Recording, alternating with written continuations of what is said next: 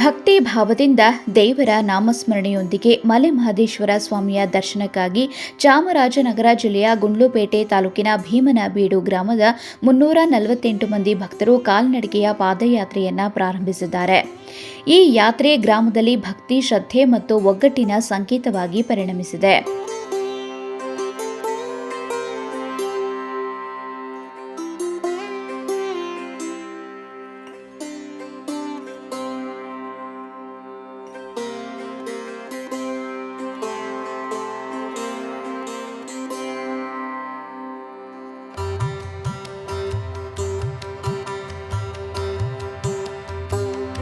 ಪ್ರತಿ ವರ್ಷವೂ ಮಲೆ ಮಹದೇಶ್ವರ ಬೆಟ್ಟದ ದರ್ಶನಾರ್ಥ ಗ್ರಾಮಸ್ಥರು ಸಂಘಟಿತವಾಗಿ ಪಾದಯಾತ್ರೆ ಕೈಗೊಳ್ಳುವ ಪರಂಪರೆ ಇದೆ.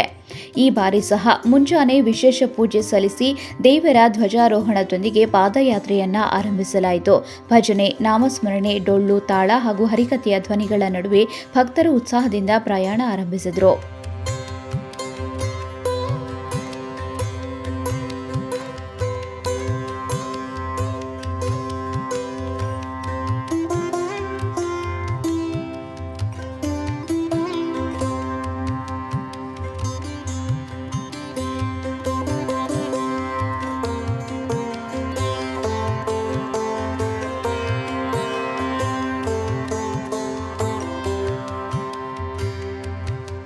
ಸುಮಾರು ಹಲವು ದಶಕಗಳ ಕಾಲದಿಂದ ನಡೆಯುತ್ತಿರುವ ಈ ಪರಂಪರೆಯ ಪಾದಯಾತ್ರೆಯಲ್ಲಿ ಮಹಿಳೆಯರು, ಯುವಕರು ಹಾಗೂ ಹಿರಿಯರು ಸಮಾನವಾಗಿ ಭಾಗವಹಿಸಿದ್ದಾರೆ.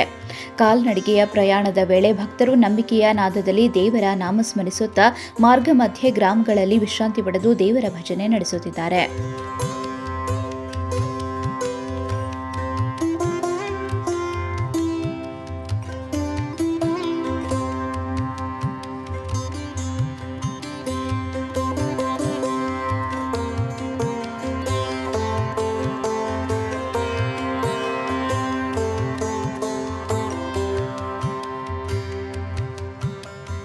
ಯಾತ್ರಿಕರ ಸುರಕ್ಷತೆಗಾಗಿ ಗ್ರಾಮಸ್ಥರು ಹಾಗೂ ಸ್ಥಳೀಯ ಸಂಘಟನೆಗಳು ಸಹಕಾರ ನೀಡುತ್ತಿದ್ದು, ಊಟ, ನೀರು ಮತ್ತು ವೈದ್ಯಕೀಯ ಸಹಾಯದ ವ್ಯವಸ್ಥೆ ಮಾಡಲಾಗಿದೆ.